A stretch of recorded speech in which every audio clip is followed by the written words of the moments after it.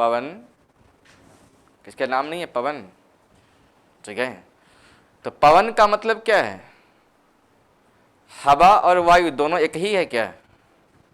हवा और वायु दोनों का मतलब एक ही है। हवा का मतलब क्या हो सकता है? हवा स्टेबल भी हो, ठीक है। मिक्सचर ऑफ एयर का मतलब ही क्या है? मिक्सचर ऑफ गैस, वो स्टेबल भी हो सकता है, ठीक है। लेकिन जब वही एयर किस में आ जाए? मूवमेंट में आ जाए। मूवमेंट का मतलब क्या है? या तो हॉरिजॉन्टल होगा या तो वर्टिकल होगा। और वर्टिकल है मीन्स व्हाट? वह आपका एयर किस नाम से जाना जाएगा? वह वेव के नाम से जाना जाएगा। जब वही एयर किस में मूवमेंट करने लग जाए? टुवर्ड्स हॉरिजॉन्टल, टुवर्ड्स और surface is known as a wind. खत्म, ठीक है। अब देखो क्या है, अब इस विंड में दो ही चीज तो होगा, या तो डायरेक्शन होगा या तो मैग्नीट्यूड होगा, राइट। हवा में क्या हो, पवन में क्या होगा? तो दिशा होगा या तो परिमाण होगा। परिमाण का मतलब क्या है? हवा की क्या है? डेंसिटी, हवा का फोर्स, ठीक है। दिशा ये सब नहीं पढ़े थे? स्केलर क्वांटिटी, वेक्टर क्वांटिटी सब नहीं पढ़े थे? पढ़ना चाहिए था ना, ठीक है। परिमाण दो चीजें हैं। विंड, विंड में दो चीजें, या तो उसमें क्या होगी? डायरेक्शन होगा, या तो उसमें क्या है? परिमाण, ठीक है। ये आवाज नहीं जा रहा है क्या? है मिनिमम है, बहुत जोर लगाना पड़ रहा है, ठीक है। चलो अब देखो विंड का डायरेक्शन कैसे तय होता है, ठीक है। पवन की दिशा, direction of wind, direction of wind मतलब पवन की दिशा, ठीक है। पवन की दिशा कौन निर्धारित करती है? पवन की दिशा निर्धारित करती है, उसका नाम है Coriolis force. Coriolis force, Coriolis force को क्या बोलते हैं हम लोग हिंदी में? भू विक्षेपी बल। अब देखिए समझ लीजिए इसको क्या है। परिभाषा कहता है कि पृथ्वी के घूमने से, पृथ्वी के या पृथ्वी की घूर्णन गति की वजह से, ठीक है, एक बल पैदा होता है। वह बल का नाम क्या है? कॉरियोलिस, कॉरियोलिस फोर्स है, ठीक है। और जो यह बल पैदा होता है, इस बल की वजह से नॉर्दर्न हेमिस्फीयर, एक है आपका साउदर्न हेमिस्फीयर, नॉर्दर्न हेमिस्फीयर का जो विंड है वह टुवर्ड्स राइट डेविएट करेगा और साउदर्न हेमिस्फीयर में टुवर्ड्स लेफ्ट जो है वह डेविएट करेगा, ठीक है। मतलब कह सकते हैं deviation in wind due to a Coriolis force. Coriolis force का मतलब क्या है कि पृथ्वी में कौन सी गति है? घूर्णन गति है। पृथ्वी की घूर्णन गति से एक बल पैदा होता है जिसको हम क्या बोल रहे होते हैं? कॉरियोलिस फोर्स बोल रहे होते हैं। इस फोर्स की वजह से ही एयर में क्या आता है? डेविएशन आता है। अब ये एयर में डेविएशन, चूंकि पृथ्वी दो भाग में बटा है, या हम बांटते हैं इसको स्टडी के लिए, एक है आपका नॉर्दर्न हेमिस्फीयर, एक है आपका क्या? साउदर्न हेमिस्फीयर, ठीक है। तो नॉर्दर्न हेमिस्फीयर की जो नॉर्दर्न हेमिस्फीयर का विंड है वो किस ओर डेविएट कर रहा है? Towards rightward. And southern hemisphere में, ठीक है। आपको जान के आश्चर्य होगा कि ऐसा कोई बल पैदा होता नहीं होता है। ये तो क्या भूगोल कहता है ना, ऐसा फिजिक्स कहता है यह जो बल है यह बल रियल फोर्स ना हो करके यह बल क्या है? एक इमेजिनरी फोर्स है। आपको एहसास है, भूत होता नहीं, भूत एहसास होता है, ठीक है। भूत देखा आपने कभी? फिर क्या बोलते? भूत तो होता है, ठीक है। जो फिजिक्स कहता है वो कहता है ये सब क्या है? एक एनर्जी है। भूत कुछ होता नहीं है। भूत क्या है? एक एनर्जी है, ठीक है। निगेटिव कहो चाहे पॉजिटिव कहो, बात क्या है? हम कैसे मान लें निगेटिव है? हम तो बहुत कोशिश किए कि भूत को देखें, ठीक है, और समझो आज तक नहीं देख पाए, रैगिंग भी हुआ, बोला तुम जाओ वहाँ पे रह के आओ, रात भर गए मस्त। मुझे तो डर भी नहीं लगता है भूत वगैरह से। दिखेगा कभी मेरे पर इम्पैक्ट डालेगा तभी तो हम माने, ठीक है ना। हम देखें ना उसका कोई मेरे पर इम्पैक्ट पड़ रहा है तो हम कैसे माने, क्यों डरे, ठीक है।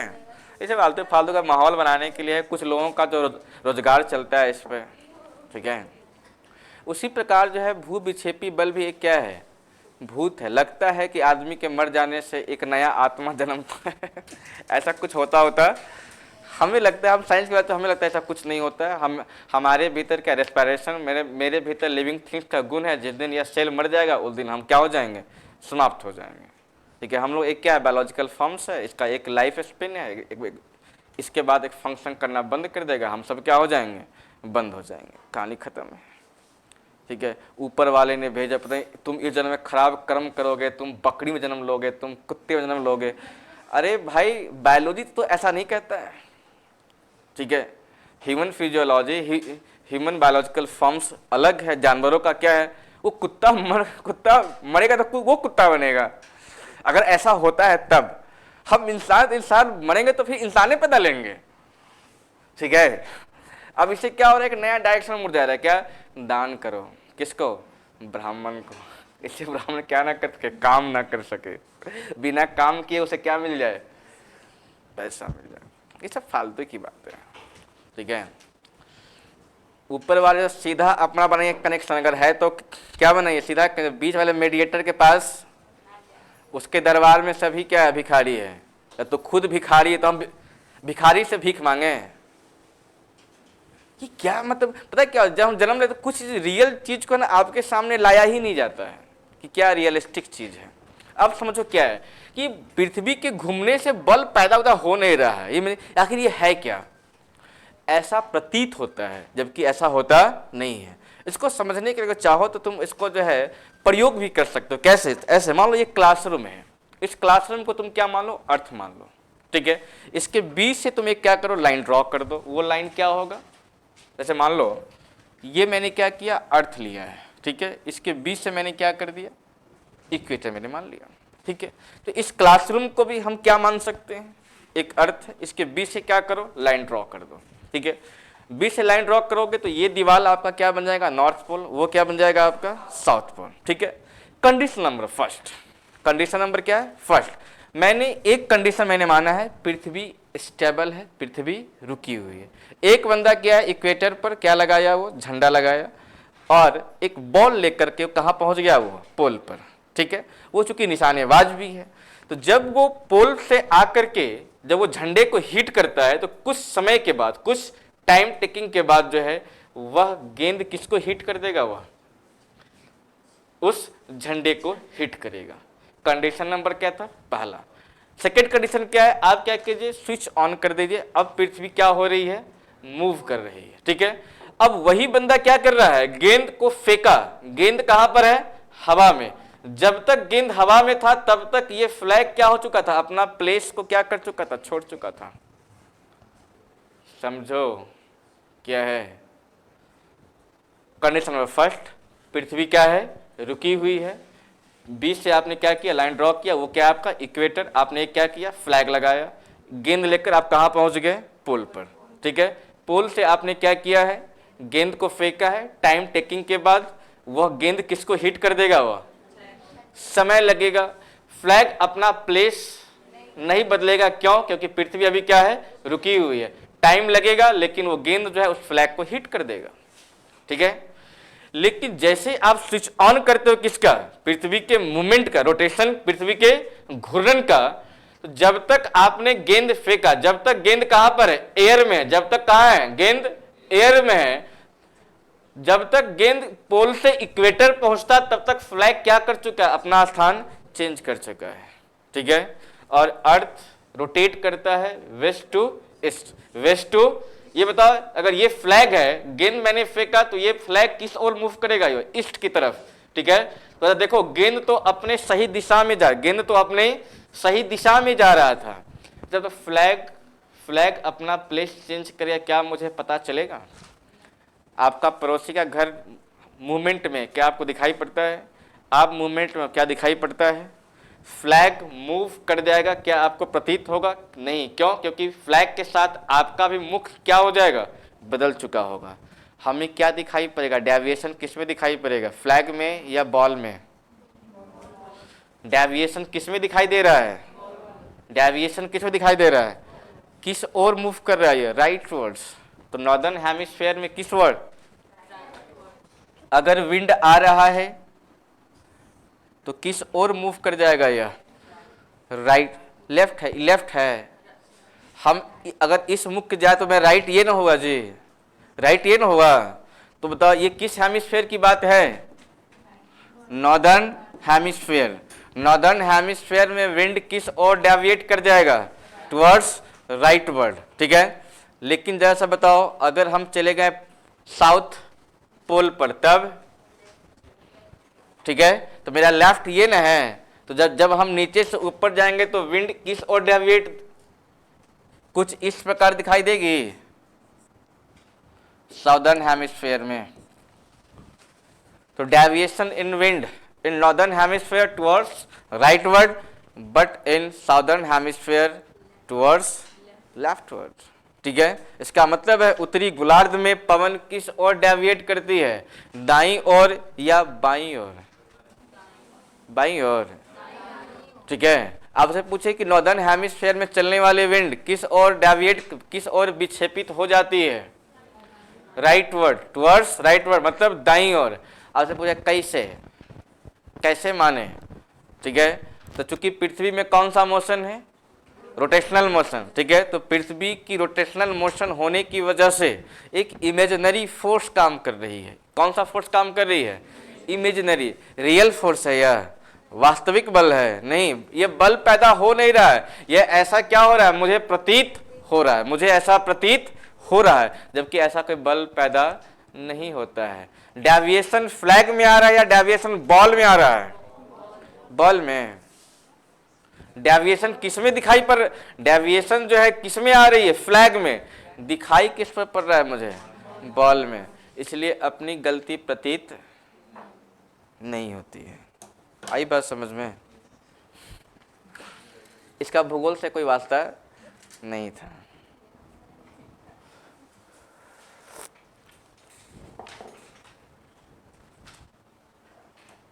ठीक है जी।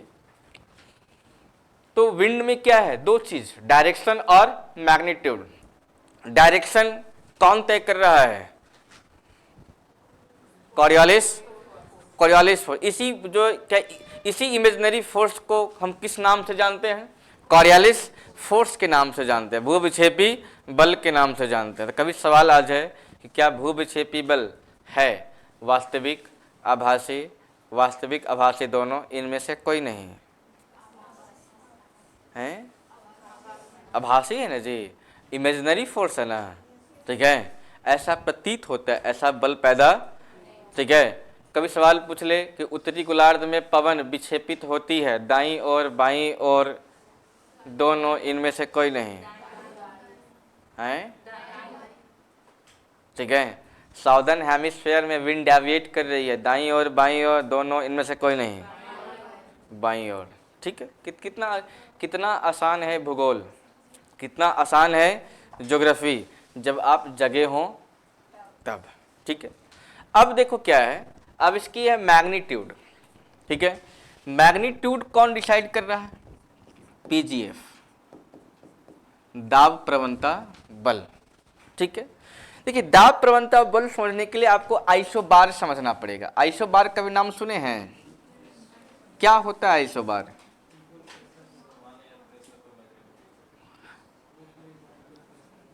जैसे मान लिया जाए ये है आपका 10 MB का एयर प्रेशर, यहाँ भी ये जो आपका ये है, ये भी 10 MB, यह भी आपका क्या है 10 MB।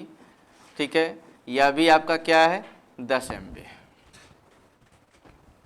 दाब को मिलीबार में होता है तो उसको हम क्या बोल रहे हैं हम लोग? 10 MB। एक मैंने एक क्या लिया है, मैंने एक क्या ले लिया है, एक सिंबॉलिक लिख, मान लो 10 का एक क्या है, कुछ एरिया मैंने लिया है, मतलब एरिया A, B, C और D, ये दोनों का कितना है मान? एक समान है। एयर मतलब यहाँ पर जो दाब है, ये दाब क्या है? एक समान है, 10 MB का दाब लग रहा है। ठीक है, इसी के आगे कुछ और एरिया दिखाई पड़ा, जैसे मान लो ये एरिया है, ये एरिया है, ये एरिया है, ये यहाँ पर मेजर किया गया तो मालूम चला ये 20 MB का क्या है, क्षेत्र है। हो सकता है ऐसा, ठीक है।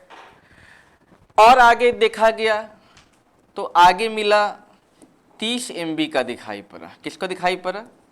30 MB का दिखाई पड़ा, ठीक है।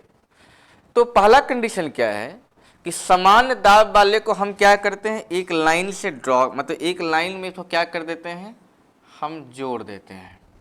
इसे ही हम क्या बोलते हैं, समदाब रेखा। आइसोबार का मतलब क्या है, समान जो आपका प्रेशर उसको मिलाने वाली रेखा को क्या बोलते हैं, आइसोबार, मतलब समदाब रेखा। 20 वाले को भी हम क्या करेंगे, कुछ इसी प्रकार मिला देंगे, ठीक है।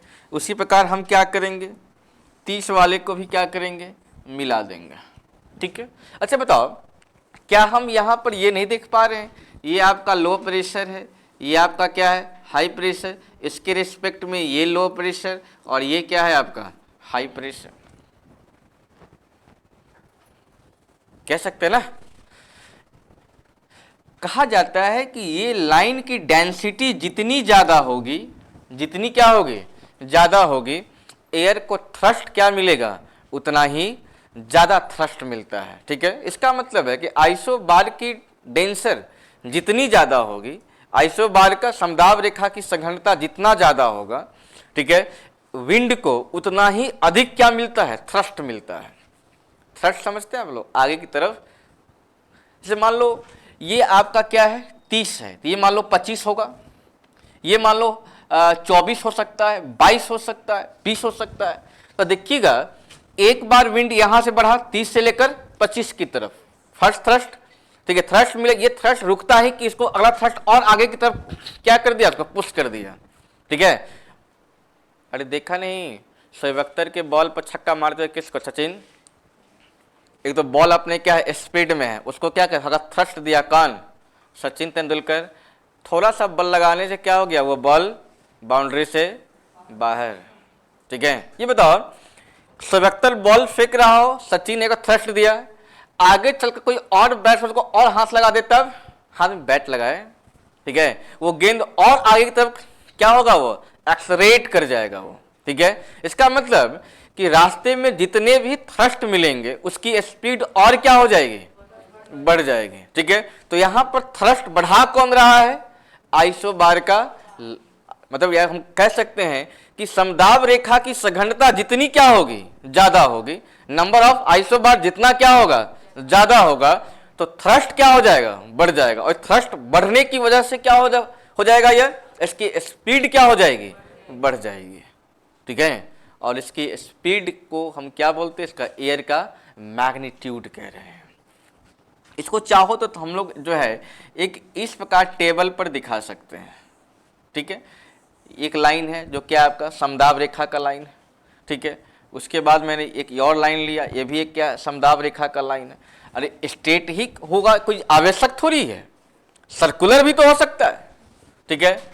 कुछ इस प्रकार हो सकता है, कुछ इस प्रकार हो सकता है। मान लो ये तुम्हारा हाई प्रेशर है, ये तुम्हारा क्या है, लो प्रेशर। तो बताओ इसका स्लोप किस प्रकार बनेगा, कुछ इस प्रकार बन जाएगा, नहीं बन जाएगा, ठीक है। मतलब जैसे जैसे हम सीढ़ी से नीचे की तरफ आते जाएंगे थ्रस्ट क्या मिलेगा, ज्यादा मिलेगा, तो स्पीड ऑफ विंड क्या हो जाएगा, स्पीड ऑफ विंड क्या हो जाएगा, इसका मैक्सिमम हो जाएगा।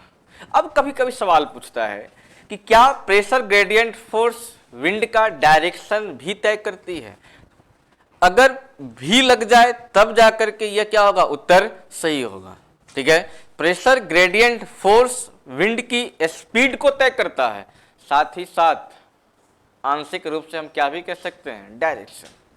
या देखिए किस ओर है, यह नीचे की तरफ बल ज्यादा लग रहा है, स्पीड अधिक आ रही है, ठीक है। तो यह क्या है, इसकी डायरेक्शन भी तो दिखा रही है, ठीक है। लेकिन क्या प्रेशर ग्रेडियंट फोर्स डायरेक्शन ही दिखाती है, ये अपने आप में क्या हो जाएगा। डायरेक्शन के लिए कौन सा कंसेप्ट चलता है, कॉरियोलिस फोर्स, और उसकी स्पीड मतलब मैग्नीट्यूड के लिए कौन सा कंसेप्ट आता है? Pressure gradient force. अब एक प्रेशर ग्रेडियंट फोर्स का मतलब क्या होता है? दो आइसोबार के बीच लगने वाले फोर्स को हम क्या बोल रहे होते हैं? प्रेशर ग्रेडियंट फोर्स कह रहे होते हैं। दो समदाब रेखा के बीच लगने वाले बल को हम क्या कहते हैं? Pressure gradient force.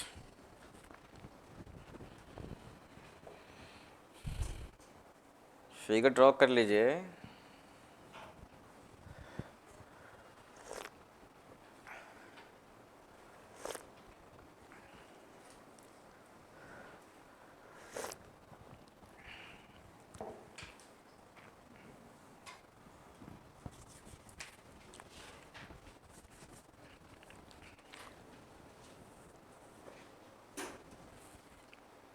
कोई वर्ल्ड स्तर पे पूरा वॉर चल रहा है, आप लोग नज़र बनाए हुए हैं? खुद का नज़र है या यूट्यूब का नज़र है? आप वही सोचते हैं जो यूट्यूबर बता रहा है, या आप खुद से भी सोचते हैं कि भारत क्या नहीं? बोले भारत अरे न इधर है न उधर है, पता नहीं क्या है। कोई आके बता रहे यहाँ जाना चाहिए साथ, कोई बता यहाँ जाना चाहिए साथ, ठीक है। भारत कभी इजराइल का खुल के साथ देगा? भारत इजराइल का साथ देगा तो भारत को दो वॉर करना पड़ेगा, पाकिस्तान और चाइना के साथ। क्यों? भारत को पहुंचना कहाँ है?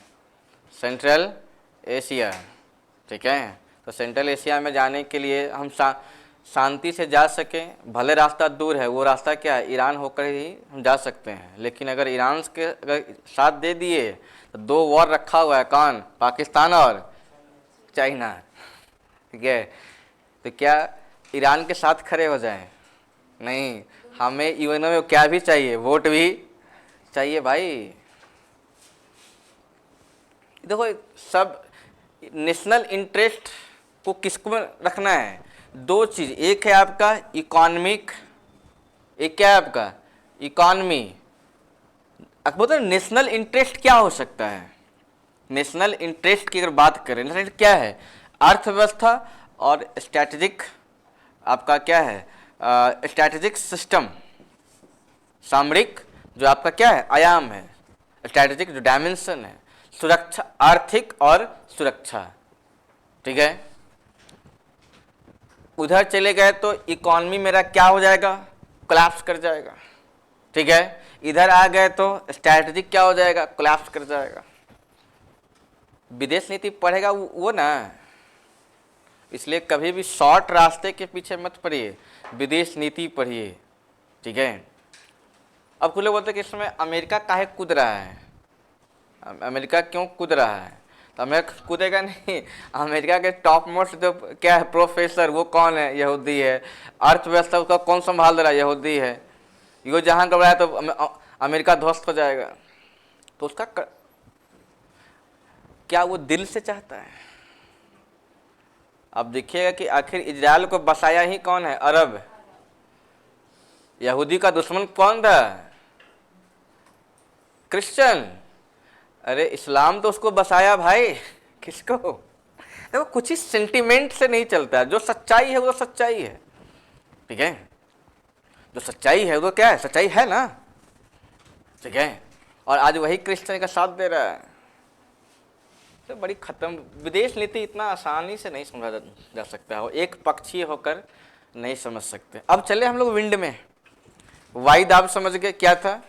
पवन समझ गए क्या था? पवन का मतलब क्या है? कैसा फ्लो, कैसा ब्लोइंग, वर्टिकल या हॉरिजॉन्टल? हॉरिजॉन्टल क्या है? एयर का कैसा ट्रेवलिंग? हॉरिजॉन्टल ट्रेवलिंग को हम क्या बोल रहे होते हैं? पवन। पवन, पवन में क्या है? दो चीजें हैं, एक क्या है उसका डायरेक्शन और एक क्या है उसमें मैग्नीट्यूड, ठीक है। डायरेक्शन का मतलब क्या है कि पवन किस और डेविएट करेगा। दो हेमिस्फीयर है अपने पास, कौन कौन? पॉकेट में नहीं, पॉकेट कल भूले भूले चला गया क्या घर है, ठीक है। पवन में क्या है? पवन में मतलब डायरेक्शन का मतलब क्या? डेविएशन, ठीक है। दो हेमिस्फीयर है अपने पास, कौन कौन? Northern hemisphere and southern hemisphere. हम पढ़ते हैं क्या चाहिए कि नॉर्दर्न हेमिस्फीयर में चलने वाली विंड किस ओर मूव करते डेविएट करती है? Towards rightward. साउदर्न हेमिस्फीयर का विंड टुवर्ड्स लेफ्टवर्ड। कारण ढूंढा गया तो कुछ भूगोलवेत्ता ने क्या बताया, due to rotation of earth कौन सा फोर्स जनरेट हो रहा है, Coriolis force, and due to Coriolis force wind deviate towards rightward in northern hemisphere, wind deviate towards leftward in southern hemisphere। ठीक है, जब प्रयोग किया गया तो माना गया यह जो कॉरियोलिस फोर्स है कोई रियल फोर्स ना होकर के क्या है, यह फोर्स यह एक इमेजिनरी फोर्स है, यह एक क्या है, आभासी बल है, कोई ऐसा बल पैदा होता नहीं है। उसके बाद है आपका क्या, मैग्नीट्यूड, उसकी स्पीड की बात हो रही है, उसकी स्पीड को कौन तय कर रहा है, pressure gradient force. Pressure gradient force का मतलब क्या होता है, दो आइसोबार के बीच में लगने वाले फोर्स को हम क्या बोलते हैं, ये कब बढ़ेगा, ये कब बढ़ेगा, जब नंबर ऑफ लाइन से बढ़ जाएगा किसका, आइसोबार का, तो पीजीएफ क्या हो जाएगा, बढ़ जाएगा। जब नंबर ऑफ लाइन क्या हो जाएगा, घट जाएगा, तो पीजीएफ क्या हो जाएगा, डाउन हो जाएगा, स्पीड क्या हो जाएगा, कम हो जाएगा, और कभी कम होते होते क्या होगा, पूरा मामला शांत ही हो जाएगा, नहीं होगा। जब मान लो ये बताओ, ये लाइन को तुम मिटा दो, हम ये लाइन को क्या कर दिए, मिटा दिए, बताओ थ्रस्ट में कमी आई या थ्रस्ट बढ़ गया है, थ्रस्ट में कमी आई ना, अगला लाइन हम क्या कर दिए, और मिटा दिए, थ्रस्ट में और क्या आ गई, कमी। एक समय ऐसा आया कि हम क्या कर दिए, कमी कर दिए। अब बताओ पावर में थ्रस्ट है, तो बताओ वायुमंडल शांत है या अशांत है, शांत वायुमंडल। ठीक है, शांत वायुमंडल में पीजीएफ मैक्सिमम होगा या मिनिमम होगा, शांत वायुमंडल में पीजीएफ मैक्सिमम या मिनिमम। ठीक है, बताओ साइक्लोन के समय चक्रवातीय दशा में बताओ पीजीएफ हाई होगा, पीजीएफ मैक्सिमम या पीजीएफ मिनिमम होगा, पीजीएफ क्या होगा इसमें, मैक्सिमम। नहीं देखते हो आंधी तूफान तेज से चल रहा है तो ये स्पीड को बढ़ा कौन रहा है, इसका मतलब है कि वायु दाब के क्षेत्र में क्या आई है, डिफरेंशिएशन बढ़ गया है। वायु दाब के क्षेत्र डिफरेंशिएशन बढ़ने का साफ मतलब है कि आइसोबार की संख्या क्या हो जाएगी, वो बढ़ जाएगी, थ्रस्ट बढ़ जाएगा, और क्या बढ़ जाएगा, इसका विंड की स्पीड बढ़ जाएगा। इसलिए चक्रवात में अपर छप्पर सब क्या हो जाता है, उड़ जाता है। आ रही बात समझ में, अगर इसको समझेगा नहीं तो आपका ब्रेन का अपर छप्पर सब क्या हो जाएगा, उड़ जाएगा। ठीक है, इसलिए बहुत सावधानी से समझना है क्या, ज्योग्राफी। थोड़ा सा इधर उधर मिसमैच किया, चक्रवात बनना क्या हो जाएगा, फिर साइक्लोनिक इफेक्ट आपके ब्रेन में शुरू हो जाएगा। ठीक है, अब चलिए विंड की तरफ। ठीक है, विंड की तरफ हम आगे बढ़ें कि हम आपको ले चलते हैं पुराने फिगर पर, यहाँ पर। ठीक है, अब देखिए हम इसको मिटाएंगे, किसको, इस ये वाले भाग को।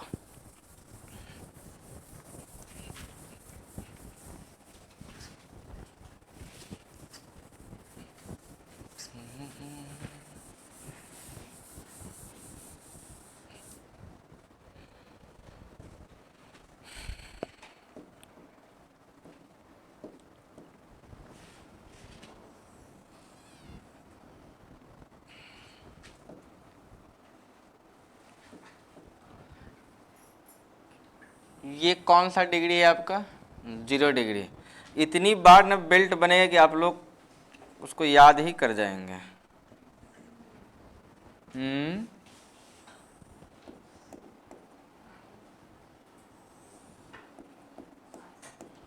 ठीक है जी, कौन सा बेल्ट है ये, बेल्ट का नाम बताओ फटाफट। इक्वेटोरियल, इक्वेटोरियल कौन सा प्रेशर है, ये बताओ, 30-35। सब इक्वेटोरियल, ये बताओ ये कौन सा प्रेशर है, 60-65 नॉर्थ। सब पोलर क्या है, लो प्रेशर। ठीक है, और जो शर्म के मारे नहीं बोल पा रहे, काहे नहीं बोल पा रहे हो भाई, इतना शर्म कहाँ बेचोगे,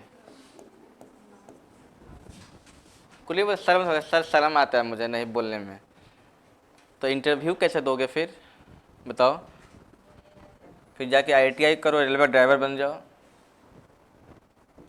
यही तो होगा। कोई इंटरव्यू वहाँ पर देना होना नहीं है।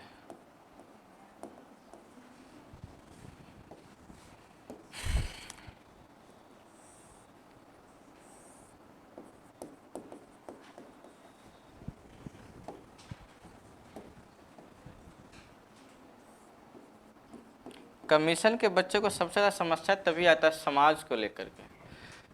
तैयारी कर रहे हैं किसी ग्रुप डी निकल गया, अब उसकी मम्मी उसको जीना हराम कर देती है, देख, ठीक है। किसी का टीटी निकल गया, भाई उसका जो क्या था, उसका लक्ष्य बहुत नज़दीक था ना, वो तुरंत पहुंच गया। 3 आदमी चला यहाँ से, एक आदमी को पहुंचना है गोला रोड, एक आदमी को जाना है कहाँ पर, जगदेव पथ, और एक आदमी को जाना है इनकम टैक्स। किसको समय अधिक लगेगा? ठीक है, तो आपका लक्ष्य थोड़ा क्या है, बड़ा टाइम तो लेके ना, ठीक है। यही चीज़ सिखाते मम्मी को, कहती है झाड़ू को दौड़ाती पीछे, सिखाया तो हमरा के भाई उनके सामने कोई सिस्टम काम, कोई फॉर्मूला काम नहीं करता है। उनका बस सुनो, समझो, एक कान से सुनो, थोड़ा सा दिमाग जो अपने काम का चीज़ रखो, फिर उसको क्या करो, धीरे धीरे पास आउट करो। ज़्यादा बोले तो उनके पास इमोशनल पावर भी है, हम बोले भी नहीं, हम इतना खड़ के तो हम बोले भी नहीं, मतलब बोल ले चल बोल ठीक है, ऐसा हालत है कि एक ग्रुप डी निकल गया, देखो फला, अरे मम्मी यार उसका ग्रुप डी है, कोई नौकरी है, तू बताइबा हमरा के, बताओ को बाप माई कितना खुशी बाप, बेटवा का नौकरी लग गई, बेटे का नौकरी लग गई, हमको हद हाल है यार, तुम पहले बोल देती हमको कि आई विल नॉट एफोर्ड। हाँ ये भी कहे मम्मी हम भी जा रहे हैं फॉर्म भरने, तो उसके लिए भी रोकती थी वो, ठीक है। तो एक चीज़ ये होता है, सेंटिमेंट तो होता है, माँ किसी का हो गया उसका मतलब बेचारी क्या होती है, थोड़ा सा होता है, हर माँ बाप का अपना एक क्या सपना है कि मेरा बेटा बेटी जो है बहुत जल्दी अपने लक्ष्य को क्या कर ले, पा ले, ठीक है। थोड़ा सा वो क्रिटिकल मौसम आता है, लेकिन आप लोग भी थोड़ा सा सहज रखने कि लग गए मम्मी को चिल्लाने उल्लाने कि रुक खाना फेंक दिए, हम ना खबुआ तो हम हैं, हम देखते हैं मेरी भतीजी अब इतना गुस्साती है, तू तक गुस्सा लाती कहाँ से अबे, इतनी को है ये है, चिल्ला रही है, ठीक है। बोलती मुझे बहुत गुस्सा आता चाचू, कि शांत करो इसको, ठीक है। उसके लगभग 60% जो है गुस्सा को शांत करवाया, उसको समझाया हुआ है, लेकिन फिर भी तो जहाँ इधर आते हैं फिर उधर बवाल मचल रहता है, ठीक है। क्या करेंगे, नए बच्चे में बहुत ज़्यादा चीज़ की कमी है, ठीक है। ये देखो तुम्हारा कैसा प्रेशर है, ये हाई प्रेशर, ये तुम्हारा कैसा है, ये तुम्हारा कैसा है, ये तुम्हारा कैसा प्रेशर, ये तुम्हारा कैसा है, ये तुम्हारा कैसा, ये तुम्हारा कैसा, खत्म, ठीक है। इधर कोई मेहनत ही नहीं लगता मुझे तो, क्या ज्योग्राफी, एक रफ कॉपी उठाए, गोला पार दिए, कुछ भी मन नहीं आ रहा, वायुदाब उतार लिए, कुछ भी मन नहीं किया, विंड उतार लिए, कुछ भी मन नहीं किया, साइक्लोन उतार दिए, उससे अधिक मन किया तो वाताग उतार लिए, उससे मन नहीं किया तो वर्षा उषा करवा लिए, उससे मन नहीं किया तो वेजिटेशन। इतना करते करते जो है मन आपका जो है वहाँ से फिर अब अलग की तरफ शिफ्ट कर जाएगा, इंजॉय भी हो गया, पूरा विश्व भी घूम लिए, पूरा सब कुछ समझ गया, फिर आगे बढ़ गए। तो ज्योग्राफी आपका क्या, जब अदर विषय पढ़ने में मन न लगे तो क्या कर लीजिए, ज्योग्राफी उठा लीजिए, ठीक है। कुछ भी विषय, मान लें कि इकोनॉमी पढ़ते पढ़ते आपका सर का बाल खड़ा हो जाए, कॉन्फिडेंस लो हो जाए, तो आप क्या कर लीजिए, जो उठाइए, कुछ नहीं होगा तो भूगोल तो होगा ना भाई, क्योंकि यहाँ रखने कोई चीज़ ही नहीं है, ठीक है। चलिए अब बताओ विंड कहाँ से कहाँ चलती है, हाई प्रेशर से लो प्रेशर, इसका मतलब विंड कुछ इस प्रकार चलना चाहिए, हाँ या ना, राइट, यही तो होगा, ठीक है। ये देखो ये हाई प्रेशर, ये क्या है आपका लो प्रेशर, तो विंड कुछ इस प्रकार चलना चाहिए, हाँ या ना, कुछ तो बोलो अपने मुखार बिंदु से, ठीक है। ये बताओ ये तुम्हारा हाई प्रेशर, ये तुम्हारा कैसा प्रेशर है, लो प्रेशर, इसका मतलब विंड कुछ इस प्रकार चलना चाहिए, राइट, इस प्रकार, हाँ या ना। ये बताओ ये हाई प्रेशर है और उससे नीचे क्या है आपका लो प्रेशर है, इसका मतलब विंड इस प्रकार चलना चाहिए, राइट। लेकिन बताओ क्या ये डायरेक्शन सही है विंड का, क्या ये विंड का डायरेक्शन सही है, नहीं, क्यों, नॉर्दर्न हेमिस्फीयर, ये क्या है आपका नॉर्दर्न हेमिस्फीयर है, तो हम क्या दिखा रहे हैं, स्टेट दिखा रहे हैं, विंड स्टेट ना होकर के विंड में क्या डेविएशन है, अगर नॉर्दर्न हेमिस्फीयर है तो किस ओर डेविएट करेगा ये विंड, इसका राइट यही ना होगा जी, रंग सेम लेना पड़ेगा ना। देखो तो ये वाला सही है, ठीक है। तो आपका जो रियल डायरेक्शन, ये क्या है आपका, ये रियल डायरेक्शन, ये आपका क्या है, रियल डायरेक्शन, ठीक है। ये बताओ, जब विंड नीचे से ऊपर की तरफ जा रहा है, नीचे से ऊपर की तरफ जा रहा है, ऊपर का मतलब वर्टिकल नहीं, क्षैतिज, लो लैटिट्यूड से हाई लैटिट्यूड की तरफ जा रहा है, तो हम देखें किस हेमिस्फीयर में, अगर क्या है नॉर्दर्न हेमिस्फीयर, तो किस और डेविएट कर देंगे इसको, राइटवर्ड। तो जब बताओ इस ओर होगा, हाँ या ना। अरे वाह, हम जब नीचे से इस साइड देखेंगे तो राइट ये ना हो गया जी, तो राइट की तरफ नहीं डेविएट करेगा, ठीक है। ये बताओ, जब हम लो लैटिट्यूड सॉरी हाई लैटिट्यूड से लो की तरफ आएंगे, 9 पोल से किस ओर जाएंगे हम, 60 के पास। अब बताओ राइटवर्ड किधर हो गया, इधर हो गया आपका। इसका मतलब विंड में डेविएशन कुछ इस प्रकार आएगा, हाँ या ना। ये समझ में आया या गया। पहली बात, दाब, इक्वेटोरियल लो प्रेशर, ऊपर चले गए सब इक्वेटोरियल हाई प्रेशर, और ऊपर चले गए सब polar low pressure, polar high pressure, ठीक है। उसके बाद क्या है, विंड को उतार देना है हाई प्रेशर से लो प्रेशर। हाई प्रेशर है आपका, low pressure, high pressure, low pressure, high pressure, low pressure. Clear जी। हमें डेविएशन की जानकारी नहीं थी, तो मैंने क्या किया था, सीधे हाई प्रेशर से लो प्रेशर सीधी लाइन मैंने क्या कर दिया, ड्रॉ कर दिया कि ये विंड का डायरेक्शन होगा, राइट। लेकिन जब हमने पढ़ा कॉरियोलिस फोर्स, तो मैंने समझा कि कॉरियोलिस फोर्स की वजह से विंड में क्या आती है, डेविएशन। ये डेविएशन जो है नॉर्दर्न हेमिस्फीयर में किस ओर है, टुवर्ड्स राइटवर्ड, और साउदर्न हेमिस्फीयर में क्या है। अब हमें पहला क्या करना है, फर्स्ट कंडीशन या तो इधर ले लीजिए या तो उधर चले जाइए। मैंने ले लिया आपका नॉर्दर्न हेमिस्फीयर, ठीक है। नॉर्दर्न हेमिस्फीयर में सब इक्वेटोरियल हाई प्रेशर से इक्वेटोरियल लो प्रेशर की ओर पवन चलेगी या नहीं चलेगी, चलेगी ना। सब इक्वेटोरियल हाई प्रेशर से इक्वेटोरियल लो प्रेशर के बीच विंड चलेगी या नहीं चलेगी, क्यों, क्योंकि ये आपका हाई प्रेशर, ये आपका क्या है, लो प्रेशर। बताओ, सब इक्वेटोरियल हाई प्रेशर से विंड लो लैटिट्यूड की तरफ ही आएगा या हाई लैटिट्यूड की तरफ ही जाएगा, वो लो लैटिट्यूड से हाई लैटिट्यूड की तरफ भी क्या होगा, जाएगा। 30-35 से विंड सिर्फ नीचे की तरफ ही नहीं, विंड 60-65 की ओर भी जाएगी।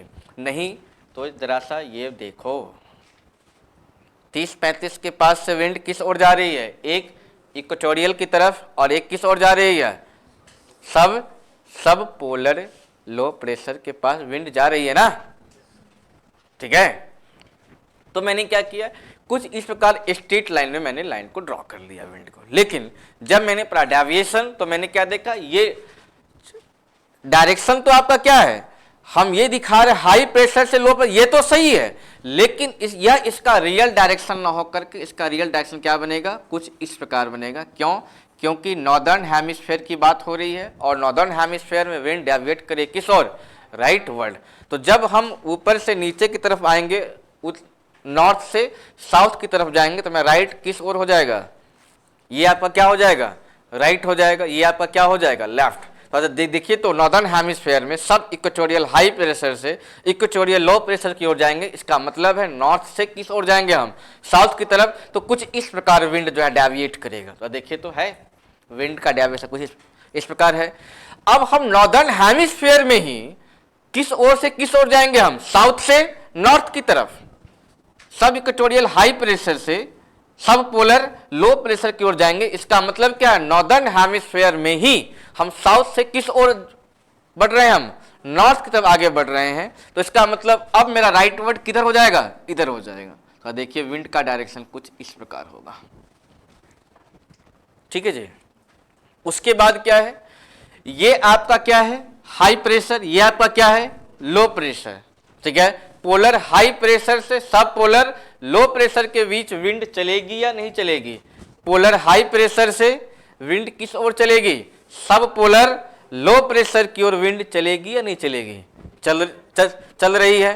तो क्या ये सीधी डायरेक्शन होगी, नहीं, ये चूंकि नॉर्दर्न हेमिस्फीयर की बात हो रही है, तो किस ओर मूव करेगी, राइटवर्ड। तो इसका राइट किस साइड हो जाएगा, इसका इधर हो जाएगा, नीचे की तरफ, ये बात समझ में आई या नहीं आई? इसी को हम देख लेते हैं साउथ में, ठीक है। अब देखो साउदर्न हेमिस्फीयर, ये आपका कौन सा प्रेशर है? High pressure. ये आपका क्या कौन सा प्रेशर है? ये प्रेशर का तो डायरेक्शन सही दिख रहा है, प्रेशर का डायरेक्शन तो सही दिख रहा है, हाई प्रेशर से लो प्रेशर की ओर, लेकिन विंड का क्या ये डायरेक्शन सही होगा? नहीं। तो विंड का सही डायरेक्शन क्या हो जाएगा? कुछ इस प्रकार। क्यों? साउदर्न हेमिस्फीयर की बात हो रही है, तो साउदर्न हेमिस्फीयर में विंड किस ओर डेविएट कर रही है? लेफ्टवर्ड। तो बताओ अगर हम जा रहे हैं नीचे से ऊपर की तरफ, तो लेफ्ट किधर हो जाएगा? इस साइड होगा। तो जरा देखो तो विंड का डायरेक्शन कुछ इस प्रकार होगा, हाँ या ना? ठीक है। अब जिसको जो रीजनिंग में डायरेक्शन नहीं पढ़ा है टॉपिक, उसको दिक्कत तो होगा, ठीक है। अब सर हम ये भी नहीं पढ़े तो तू पढ़े क्या हो, जरा बताओ।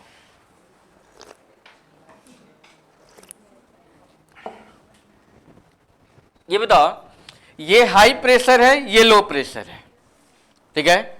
अब तुम लोग खुद को यहां पर प्रयोग करो, तुम सोच पा रहे हो नहीं। ये देखो पहला कंडीशन, हम प्रेशर का डायरेक्शन दिखा दिए कुछ इस प्रकार, राइट? प्रेशर है, क्या ये विंड का भी होगा डायरेक्शन? नहीं। विंड का डायरेक्शन किस ओर होगा? साउदर्न हेमिस्फीयर में लेफ्टवर्ड। इसको इसका लेफ्ट किधर होगा? इधर होगा। इसका मतलब विंड कुछ इस प्रकार चलेगा, हाँ या ना? आया समझ में? अब बताओ, ये आपका कौन सा प्रेशर है? High pressure. ये आपका कौन सा प्रेशर है? बताओ, प्रेशर का डायरेक्शन तो ये ठीक है, तो क्या ये विंड का भी होगा डायरेक्शन? क्या नहीं। विंड का डायरेक्शन साउदर्न हेमिस्फीयर में किस ओर होगा? लेफ्टवर्ड। तो क्या हम इसको इस प्रकार दिखा सकते हैं एरो?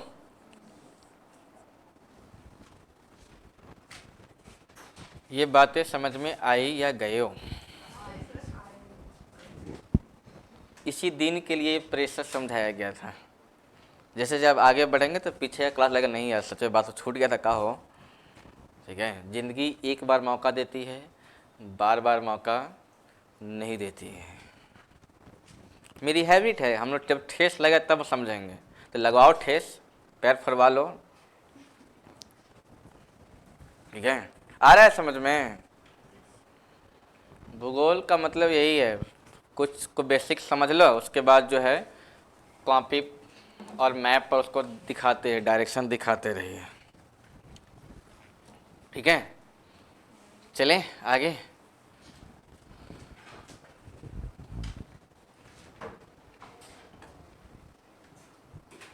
छाप लिए इसको,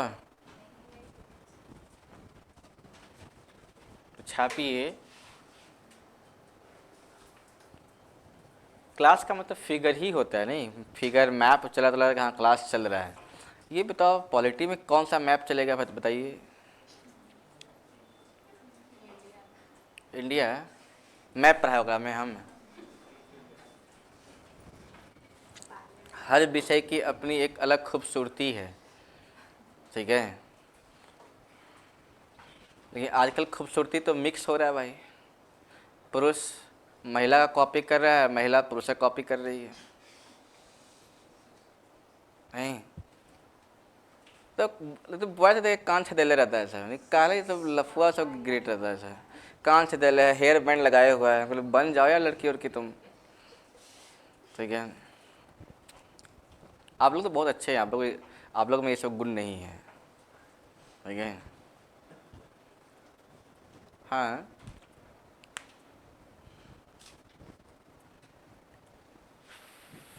चलिए आगे, हो गया। अरे ज़्यादा समस्या लगे तो फोटो तो खींच लिया करो, खाली बता करके फोटो ले रहे। चले आगे, चलिए। अब देखो विंड का तुम प्रकार देखो, टाइप्स ऑफ विंड। पवन के प्रकार, पवन के प्रकार। पवन कितने प्रकार के होते हैं? 3। परमानेंट विंड, परमानेंट विंड को क्या बोलेंगे हिंदी में? प्रचलित पवन। हमें तो लगा था अस्थाई पवन होगा, लेकिन देखा मैंने कहीं पे लिखा होगा प्रचलित पवन, लिखा प्रचलित पवन, ठीक है। उसके बाद क्या है, सीजनल विंड, जिसको हम क्या बोलते हैं, मौसमी पवन, सीजनल विंड, ठीक है।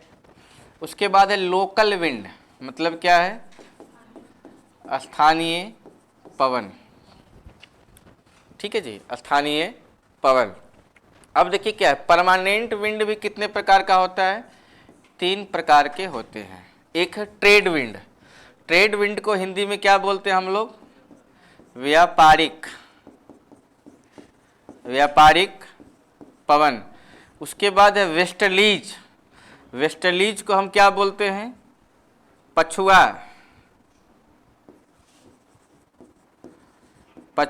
पवन। अब है पोलर विंड, पोलर विंड को हम क्या बोलते हैं, ध्रुवीय पवन, ठीक है। तो permanent wind are also 3 types, just like trade wind, westerlies and polar wind, ठीक है। उसके बाद है सीजनल विंड, ठीक है। तो सीजनल विंड भी कई प्रकार के होते हैं, ठीक है। एक तो आपका क्या है, सी ब्रीज, सी ब्रीज को क्या बोल सकते हैं हम हिंदी में, समुद्री समीर। उसके बाद क्या है, लैंड ब्रिज, जिसको हम क्या बोलते हैं, स्थलीय समीर, सही तो था जी, स्थलीय समीर, ठीक है। उसके बाद आपका है माउंटेन ब्रिज, माउंटेन ब्रिज को क्या बोल रहे हैं हम लोग, पर्वतीय समीर। उसके बाद वैली ब्रिज, जो क्या बोले हम लोग, घाटी समीर। और एक और है सीजनल ब्रिज को नाम है मानसून, क्या है, मानसून,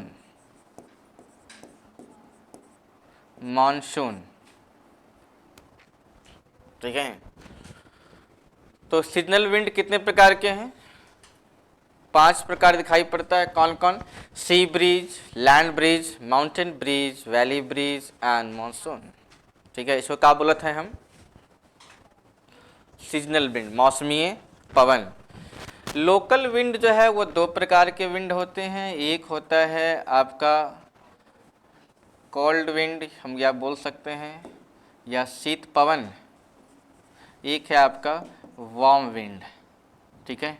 अब हम आगे पढ़ेंगे कौन सा कोल्ड, क्या बोलते हैं, शीत पवन या फिर ग्रीष्म, या क्या, कौन सा वार्म विंड को क्या बोल सकते हैं हम लोग, इसको करंट भी कहते हैं। जब हम लोग वाटर पे आ जाएंगे तो warm current and what, cold current, हम लोग आगे पढ़ेंगे। समुद्र में इसको समीर क्या बोले हिंदी में, जलधारा, वाटर करंट जो है हम लोग पढ़ते नहीं, जलधारा 2 प्रकार के होते हैं, शीत जलधारा एंड ग्रीष्म, पता नहीं कुछ तो बोलते हैं हिंदी में इसको, अच्छा, गरम जलधारा एंड ठंडी जलधारा, ठीक है। आगे पढ़ेंगे हम लोग। डालिए हेडिंग, प्रचलित पवन, परमानेंट विंड, परमानेंट विंड।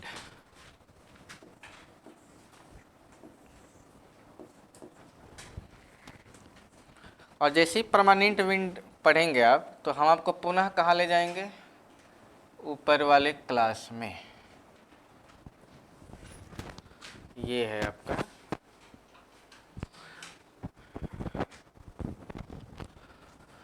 अब बताइए, पृथ्वी पर परमानेंट विंड का मतलब क्या है, वह विंड जिसका सालों भर डायरेक्शन क्या हो, एक ही डायरेक्शन में क्या होता रहे, वह एक ही दिशा में क्या हो, वह बहते रहे, तो उसे हम क्या बोलते हैं, परमानेंट, सालों भर उसका डायरेक्शन क्या हो, समान हो, ठीक है। तो देखिए, क्या यह जो आपका बेल्ट है, क्या यह सबसे पहली बात, यह बेल्ट क्या है, अपने आप में एक आइडियलिस्टिक बेल्ट है, प्रैक्टिकल बेल्ट नहीं है। इसमें मैंने मान लिया है कि सूरज की रोशनी कहाँ पड़ रही है, सीधी इक्वेटर पर, ठीक है। तो इस फॉर्म में इसको क्या किया गया है, माना गया है, ठीक है। तो यह जो प्रेशर बेल्ट है, जब ये प्रेशर बेल्ट क्या बदलते रहेगा क्या, नहीं, जब प्रेशर बेल्ट बदलेगा नहीं तो उसका विंड का डायरेक्शन क्या होगा, वह सेम ही रह जाएगा, ठीक है। प्लेस शिफ्ट हो सकता है लेकिन बेल्ट शिफ्ट होगा क्या 30-35 जो है क्या लो प्रेशर में बदल जाएगा, 30-35 ऊपर नीचे शिफ्ट हो सकता है। 30-35 जो है ऊपर 40 तक जा सकता है, नीचे 25 तक आ सकता है, लेकिन जो 30-35 का जो क्या गुण है, क्या वो गुण बदल जाएगा? तो बेल्ट की शिफ्टिंग होगी, बेल्ट जो सॉरी प्लेस क्या होगा, शिफ्टिंग होगा, बेल्ट नहीं बदलेगा। ठीक है, इसका मतलब है ये बेल्ट हमेशा एक समान बना रहेगा। 30-35 उपोष्ण कटिबंधीय उच्च दाब है तो उपोष्ण कटिबंधीय निम्न दाब नहीं बन सकता है। इसीलिए कहा जाता है कि यह जो फॉर्म है, यह विंड का फॉर्म जो है, यह विंड सालों भर ऐसी चलती रहेगी। प्लेस ऊपर नीचे शिफ्ट हो सकता है, डजंट मैटर। ठीक है, इसका मतलब है कि हम जो अभी ग्लोब पर दिखा रहे हैं विंड का पैटर्न, ये विंड का पैटर्न कैसे विंड के पैटर्न को दिखा रहा है? परमानेंट, सीजनल या लोकल? परमानेंट विंड को दिखा रहा है। ये बातें समझ में आई है नहीं आई? आपसे पूछे परमानेंट विंड का मतलब क्या है? वह पवन जो सालों भर क्या हो, एक ही डायरेक्शन में क्या होता रहे, बातें। अब एक ही डायरेक्शन में क्यों होगा? तो उसके पीछे लॉजिक है कि प्रेशर बेल्ट नेवर चेंज। ठीक है, बट प्लेस क्या हो सकता है? शिफ्ट हो सकता है, ऊपर नीचे प्लेस हो सकता है, but belt never change in other pressure belt.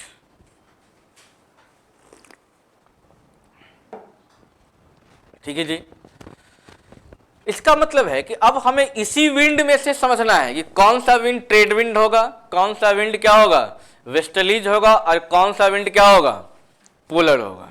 ठीक है, आ रहा है समझ में? घर की छुट्टी हुई नींद को यहां पूरा कर रहे हो तुम लोग। जरा सोचो बे कि तुमको कैसे पढ़ाया जाए।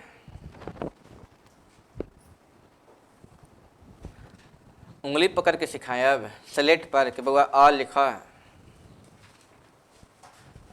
ये तो संभव नहीं है ना, ये तो संभव नहीं है। इससे आसान अगर हो सकता है हमें बताइए। ठीक है, हमारा भी था ज्ञान में क्या हो, आवर्धन हो जाए।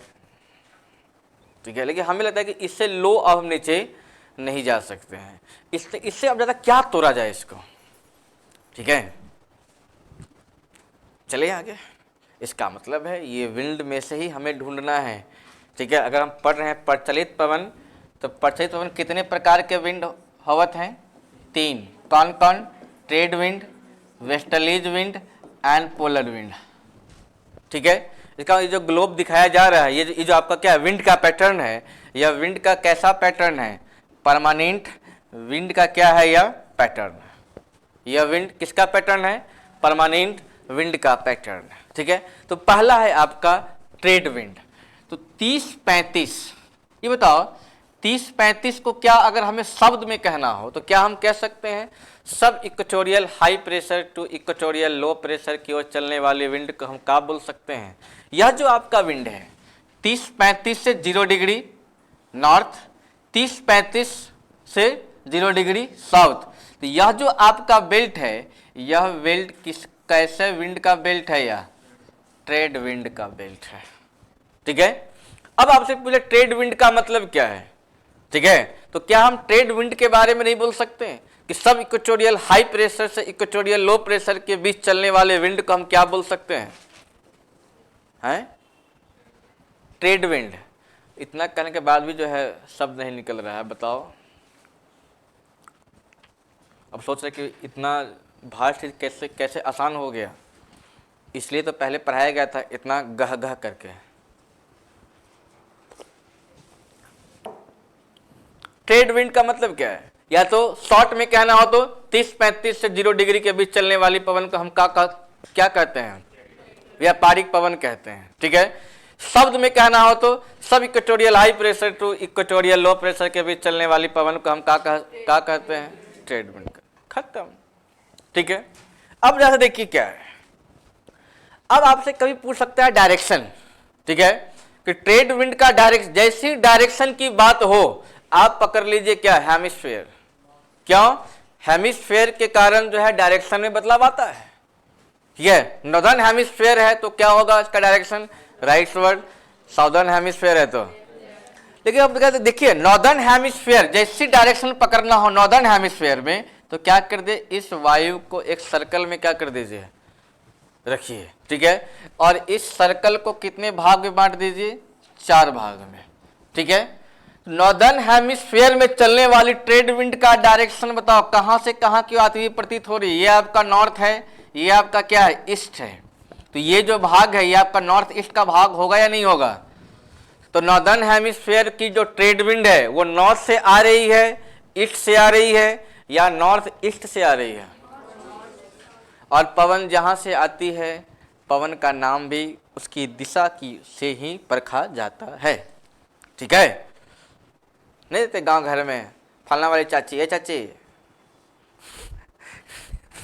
अब देखो इसी को तो आप लोग अप्लाइड करते हो, आप छुपा के रखते हो, हम बोल बैठते हैं, आप घर में बोलते हो, हम कहीं बोल बैठते हैं।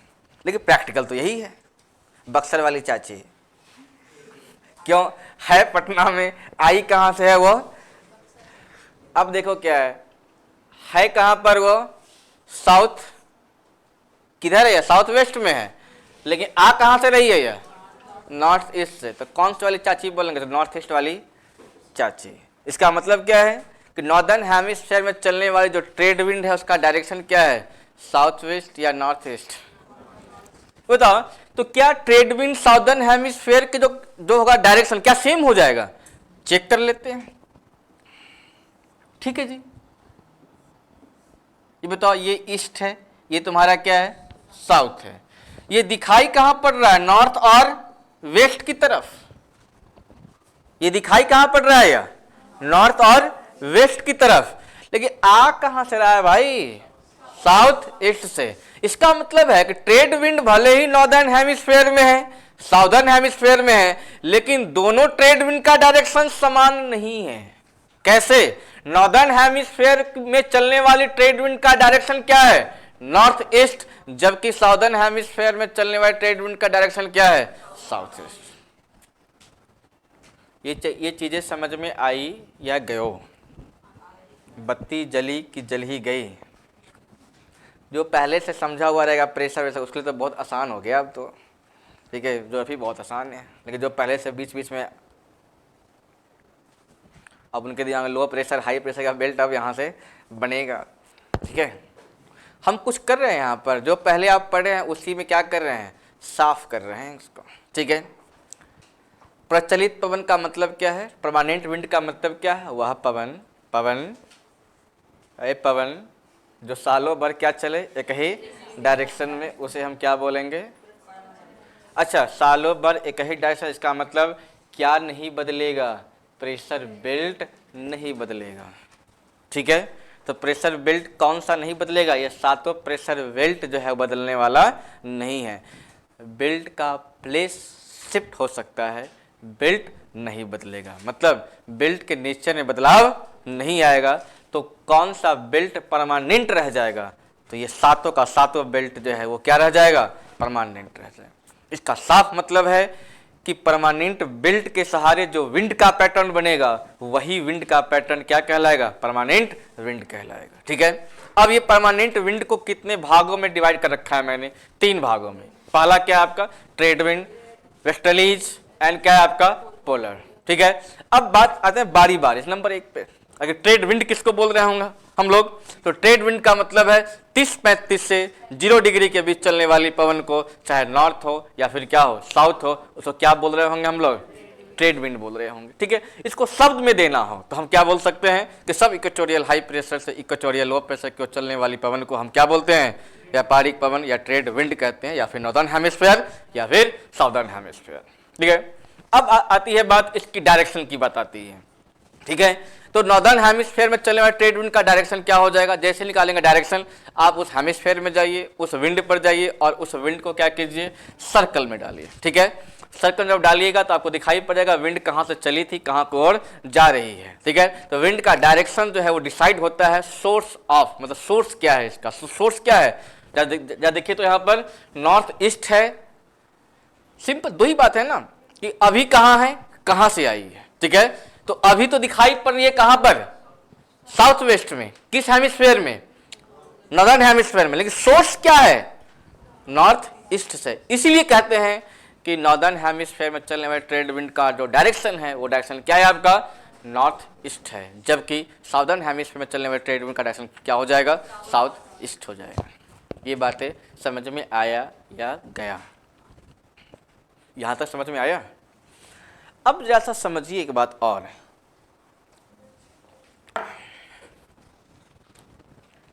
ये जो आपका प्लेस है,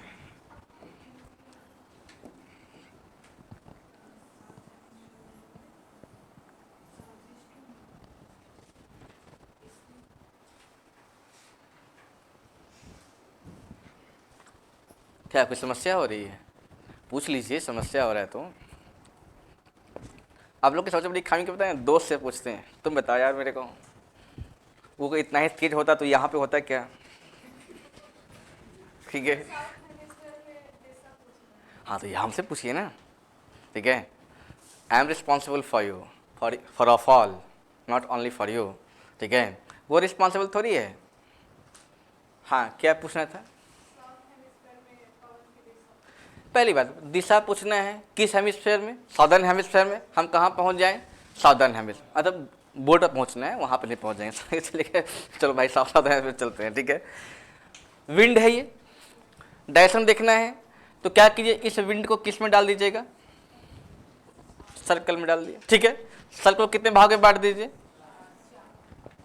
ठीक है जी। ये बताओ ये कौन सा है, ईस्ट, ये कौन सा भाग है आपका? ये बताओ साउदर्न हेमिस्फीयर जो ट्रेड विंड है ये अभी कहाँ दिखाई पड़ रहा है, नॉर्थ वेस्ट में, लेकिन जहां पर है प्रेजेंट में उससे डिसाइड नहीं होगा, सोर्स से डिसाइड होगा। सोर्स इसका क्या है, साउथ ईस्ट है। तो साउदर्न हेमिस्फीयर चले हुए ट्रेड विंड कहां से आया?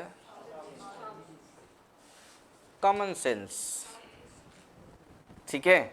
कोई रटने वाली चीजें, जो ज्योग्राफी का मतलब है, पहले उसको एब्जॉर्ब कीजिए, उसके लॉजिक को ढूंढिए, शब्दों में उसको पिरो दीजिए, हो गया ज्योग्राफी। एब्जॉर्ब किए, लॉजिक ढूंढे क्या है, शब्दों में उसको क्या कर दिया मैंने, पिरो दिया, खत्म हो गया। एब्जॉर्ब किया मैंने बोर्ड को देखा, अच्छा पवन यहाँ से यहाँ आ रही है, लॉजिक क्या है, अच्छा ऊपर हाई प्रेशर होगा, नीचे क्या होगा, लो प्रेशर होगा, ठीक है। उसके बाद क्या है, अच्छा ये जो पवन है, ये पवन आती हुई प्रतीत हो रही है कहाँ से, नॉर्थ ईस्ट से। अच्छा इसका मतलब ये जो विंड है आपका, ये विंड का डायरेक्शन क्या हो जाएगा, नॉर्थ ईस्ट हो जाएगा। शब्दों में पिरोना हो तो हम इसको क्या बोल सकते हैं, सब इक्वेटोरियल हाई प्रेशर से इक्वेटोरियल लो प्रेशर की ओर चलने वाली पवन को व्यापारिक पवन कहते हैं। उत्तरी गोलार्ध में चलने वाली व्यापारिक पवन की दिशा क्या होती है, नॉर्थ ईस्ट होती है, जबकि साउदर्न हेमिस्फीयर में चलने वाली व्यापारिक पवन की दिशा क्या होती है, साउथ ईस्ट होती है। शब्दों में पिरो दिए, हो गया भूगोल खत्म, ठीक है। भूगोल तो क्या है, जादू, ठीक है। आपके लॉट्स ऑफ वर्ड है लिखने के लिए, ऑब्जर्व, लॉजिक, शब्द ही शब्द है, पिरोते रहिए उसको, माला बना बना करके जो है खुद पहनिए और अपने रिजल्ट को पहनाते रहिए, ठीक है। चलें आगे चलें, अब कोई समस्या तो नहीं अब यहाँ पर। अच्छा बताओ कि 30-35 नॉर्दर्न हेमिस्फीयर से चलने वाली इक्वेटोरियल के बीच में और साउदर्न हेमिस्फीयर से 0 डिग्री के बीच चलने वाली, ये बताओ दोनों पवन की भौतिक गुण सेम होगी या नहीं, फिजिकल प्रॉपर्टीज समान होगा या नहीं होगा, ठीक है, दोनों ही। अब बोलोगे सर अगर ऐसा होगा तो ऊपर भी तो होगा, नहीं नहीं नहीं नहीं, ऊपर कैसे होगा, ऊपर या देखिए ये आ रहा है कहां से, पोल से, इसका मतलब हाई लैटिट्यूड से लो लैटिट्यूड के बीच आ रहा है, जबकि ये जो आपका वेस्टर्लीज है लो लैटिट्यूड से हाई लैटिट्यूड के बीच जा रहा है। तो एयर मास दो प्रकार का होता है, कोल्ड एयर मास और warm air mass, cold air mass और वार्म एयर मास। साहब कोई भी मास एयर कोई भी हो, अगर आपको कोल्ड और क्या समझना हो, वार्म समझना हो, तो उसके सोर्स को पकड़ लीजिए। अगर सोर्स हाई लैटिट्यूड पर है इसका मतलब वो क्या होगा, कोल्ड एयर मास होगा। अगर किसी एयर का जो क्या ऑरिजिन लो लैटिट्यूड है साहब, तो वो क्या कहलाएगा, क्या कहलाएगा, वो वार्म एयर मास कहलाएगा। ठीक सेम कंडीशन कहां पर है, सेम कंडीशन कहां पर, जलधारा, जिस जलधारा का निर्माण कहां पर होगा, लो लैटिट्यूड में, वह जलधारा किस नाम से जानी जाएगी, वह वार्म वाटर करंट, गर्म जलधारा के नाम से। गल्फ स्ट्रीम भले ही कहां बन रही है, वह लो लैटिट्यूड पर, दिखाई कहां पड़ रही है, वह हाई लैटिट्यूड पर, लेकिन हाई लैटिट्यूड होने के बावजूद भी क्या है, वह गर्म जलधारा के नाम से जानते हैं, ठीक है। तो जलधारा कैसी जलधारा है इसको समझना हो, कोई एयर मास कैसी एयर मास है इसको समझना हो, तो उसके ऑरिजिन पॉइंट को पकड़ा जाता है। ठीक है, अगर वह एयर मास जिसका ऑरिजिन हाई लैटिट्यूड पर है, इसका मतलब वह एयर मास किस नाम से जाना जाएगा, वह कोल्ड एयर मास। अगर वह एयर मास जिसका ऑरिजिन कहां पर हो, लो लैटिट्यूड पर, वह क्या कहलाएगा, वह वार्म एयर मास। ठीक है, तो यह जो आपका क्या 60-65 के पास है, यहां पर दो डिफरेंट एयर मास क्या हो रहा है, कोलाइड कर रहा है, इसलिए यहां पर फ्रंट भी बनेगा। कहां पर 60-65 के पास क्या बनता है, वाताग्र बनता है। 60-65 के पास क्या बनता है, फ्रंट वाताग्र बनता है। क्यों, क्योंकि यहां पर दो डिफरेंट एयर मास क्या होती है, आपस में कोलैप्स करती है। अच्छा, टकराती है, क्या मिल जाएगी, क्या मिल जाएगी, क्या नहीं। क्यों, दोनों का फिजिकल प्रॉपर्टीज क्या नहीं है, एक बराबर नहीं है। जबकि दोनों ट्रेड विंड का फिजिकल प्रॉपर्टीज क्या है, बराबर है। तो कोलाइड भी करेगा, साथ में क्या हो जाएगा, वो आ हम लौट चले। यहां पर होगा आ हम लौट चले, आया टकराया, क्या हो जाएगा, वो निकल जाएगा, आपस में मिल नहीं पाएगा। क्यों, 60-65 के पास डिफरेंट एयर मास क्या हो रही है, टकरा रही है। जबकि ट्रेड विंड चाहे वह साउदर्न हेमिस्फीयर से आ रही हो, सॉरी साउदर्न हेमिस्फीयर से या फिर नॉर्दर्न हेमिस्फीयर, दोनों का फिजिकल प्रॉपर्टीज क्या है, समान है। टकराएगा, मिलेगा और कहाँ चला जाएगा, वह ऊपर की ओर चला जाएगा। नहीं, देखो नॉर्दर्न हेमिस्फीयर से आ रही है, कहाँ से आ रही है, साउदर्न हेमिस्फीयर, आ रहा है, मिला मिला, कहाँ चला गया, वह ऊपर।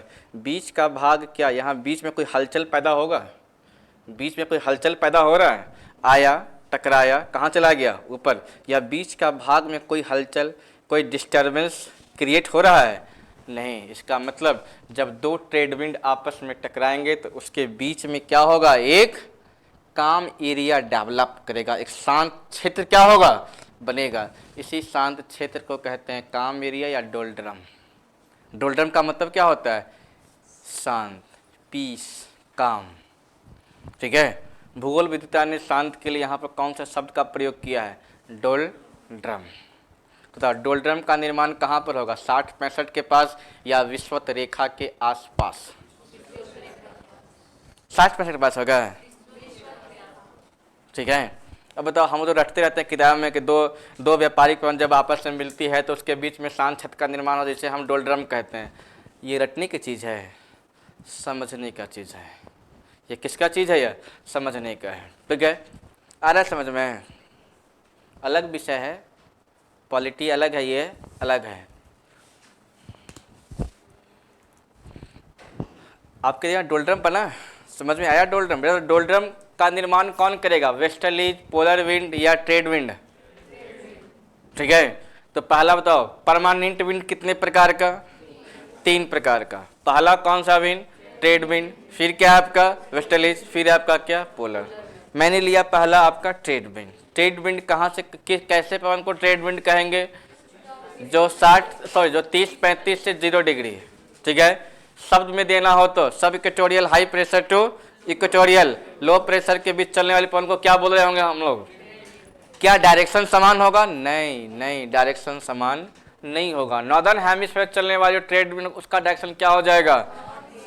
क्यों, डायरेक्शन सोर्स पर या प्रेजेंट टाइम पर, सोर्स पर डिसाइड करता है, सोर्स पर क्या होता है, डिसाइड करता है। ठीक है, तो नॉर्दर्न हेमिस्फीयर में चलने वाली ट्रेड विंड का डायरेक्शन क्या हो जाएगा, नॉर्थ ईस्ट, जबकि साउदर्न हेमिस्फीयर में चलने वाले ट्रेड विंड का डायरेक्शन क्या हो जाएगा, साउथ ईस्ट। ठीक है, अब बड़ी बात यह है, दोनों ही ट्रेड विंड चाहे वो नॉर्दर्न हेमिस्फीयर की हो या फिर किसकी हो, साउदर्न हेमिस्फीयर की हो। ठीक है, दोनों ही ट्रेड विंड का फिजिकल प्रॉपर्टीज क्या है, दोनों का समान है। दोनों कहां से आ रहा है, 30-35 नॉर्थ, 30-35 साउथ से। तो दोनों का फिजिकल प्रॉपर्टीज क्या है, समान है। तो ये क्या होगा, आपस में कोलिजन करेगा। ठीक है, अच्छा कोलिजन करके दूर नहीं जाएगा, या आपस में क्या हो जाएगा, या मिल जाएगा। जब आपस में क्या होगा, वह कन्वर्ज करेगा। क्या होगा, यहां पर कन्वर्जेंस होगा। ठीक है, convergence of 2 trade winds, which one, कहां से, जो नॉर्दर्न हेमिस्फीयर आ रहा हो, विच वन, जो साउदर्न हेमिस्फीयर से आ रहा हो। दोनों का क्या होगा, कन्वर्जेंस होगा। दोनों क्या हो जाएगा, कॉलिजन प्लस कन्वर्जेंस। आ रही बात समझ में, कॉलिजन, ओनली कॉलिजन नहीं, कन्वर्जेंस भी होगा। क्यों, दोनों का फिजिकल प्रॉपर्टीज क्या है, बराबर है। जब दोनों कन्वर्ज कर जाएगा साथ, उसके बीच में क्या होगा, दो शांत क्षेत्र, शांत क्षेत्र का क्या होगा यहाँ पर, और उसी शांत क्षेत्र को क्या कहते हैं हम, डोलड्रम। ठीक है, तो जब भी आप ट्रेड विंड को लिखिए तो क्या क्या लिख सकते हैं हम, सब इक्वेटोरियल हाई प्रेशर तो equatorial low pressure, direction in northern hemisphere north east, in southern hemisphere south east. And जब दो ट्रेड विंड आपस में क्या होते हैं, टकराते हैं, आपस में मिलते हैं, तो उसमें किसका निर्माण होता है, डोलड्रम का निर्माण होता है। ठीक है, और जिस भाग में, जिस पॉइंट पर दोनों क्या कर जाते हैं, कन्वर्ज कर जाते हैं, तो उसको क्या बोलते हैं, ITCZ, inter tropical convergence zone. तो ITCZ का निर्माण कहाँ ही होगा, ये बताओ, डोलड्रम का निर्माण कहाँ कहाँ पर होगा, ITCZ के बीच में क्या होगा, जहां पर दोनों क्या हो जाएंगे, टकराएंगे, जहां पर कन्वर्ज कर रहे हैं उसको क्या बोल रहे होंगे, इस पॉइंट को ITCZ। ठीक है, इंटर ट्रॉपिकल कन्वर्जेंस जोन, और उसके बीच का जो क्षेत्र है उसको क्या बोल रहे होंगे हम लोग, डोलड्रम। ठीक है, तो कन्वर्जेंस ITCZ, बीच का क्षेत्र शांत डोलड्रम। इसका मतलब है ITCZ के मध्य के क्षेत्र को क्या बोल सकते हैं हम लोग, शांत क्षेत्र डोलड्रम कह सकते हैं। अरे बात समझ में है,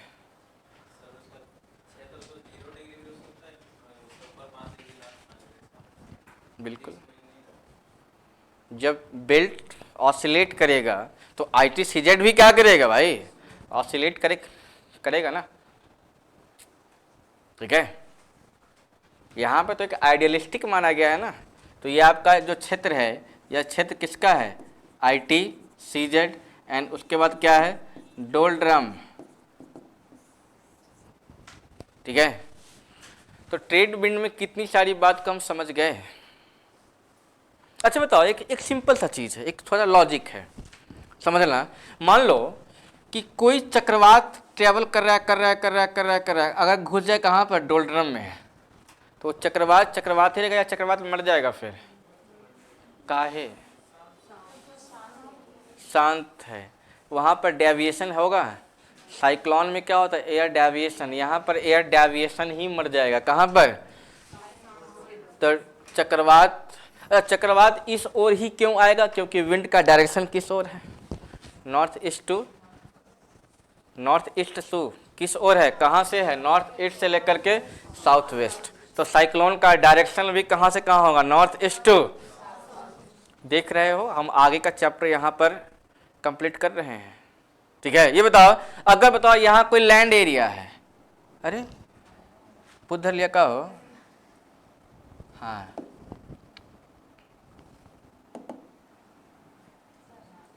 है, आ कह नहीं रहा है भाई, अब आ जाएगा, करके भूत धर लेता है इसको भी, अरे जाओ। हाँ, मान लो ये तुम्हारा एक कोई, मान लो एक हम कॉन्टिनेंट ले लेते हैं, देखो एकदम ध्यान से, आगे कैसे काम करेगा उस, कुछ अच्छा सीख के जाओ ना, कुछ अच्छा सीख के जाओ। किताबी भाषा क्यों सीख के जाते हो, हम तुम ये सब क्यों पढ़ते हैं, पवन के लिए, हम किसी कॉन्टिनेंट का जलवायु समझ लें, कैसे, तो समझ, यहाँ पर बताओ ये कॉन्टिनेंट है, तो बताओ इस कॉन्टिनेंट में पवन कहाँ से कहाँ चलेगी, ईस्ट वेस्ट टू ईस्ट या ईस्ट टू वेस्ट। तो मान लो इस यहाँ पर इक्वेटर से लेकर के सब इक्वेटोरियल हाई प्रेशर के बीच में कोई कॉन्टिनेंट है। ठीक है, बताओ इस कॉन्टिनेंट में पवन कहाँ से कहाँ चलेगी, ईस्ट टू वेस्ट या west to east, east to. ये बताओ इस कॉन्टिनेंट में वर्षा कहाँ पर ज्यादा होगा, ईस्टर्न पार्ट या वेस्टर्न पार्ट। बताओ इस कॉन्टिनेंट में चावल की खेती कहाँ पर ज्यादा होगा, बताओ इस कॉन्टिनेंट में कॉटन की एग्रीकल्चर कहाँ पर, चाय की खेती कहाँ पर होगा, ईस्टर्न या वेस्टर्न। ये बताओ इस कॉन्टिनेंट में चावल उद्योग, वस्त्र उद्योग कहाँ लगेंगे, ईस्ट या वेस्ट। तो बताओ हमें पढ़ना क्या था, किसी भी कॉन्टिनेंट का जलवायु कैसा है। बताओ इस एरिया में तो इस कॉन्टिनेंट पे बाढ़ कहाँ पर आएगा, ईस्टर्न पार्ट या वेस्टर्न पार्ट, ठीक है। इस कॉन्टिनेंट में रहने वाले लोग बताओ कहाँ के लोग भात खाएंगे ज़्यादा या रोटी खाएंगे ज़्यादा, ईस्टर्न भाग या वेस्टर्न भाग? ईस्टर्न भाग के लोग भात खूब खाएंगे जबकि वेस्टर्न भाग में रोटी खूब चलेगा। ठीक, इसका क्या है, उल्टा होगा ना भाई। या सोचो, पढ़ रहे थे क्या हम, विंड हम विंड के लिए पढ़ें या विंड किसी भी कॉन्टिनेंट की क्लाइमेट, प्रेसिपिटेशन, वेजिटेशन? नहीं, यही सब समझने के तो अगर हम ये सब ना पढ़ें तब आगे रटना ही पड़ेगा ना। बताओ, भारत है, भारत आपको क्या लगता है किस भाग में है? क्या आपको इसी भाग में दिखाई नहीं पड़ता है?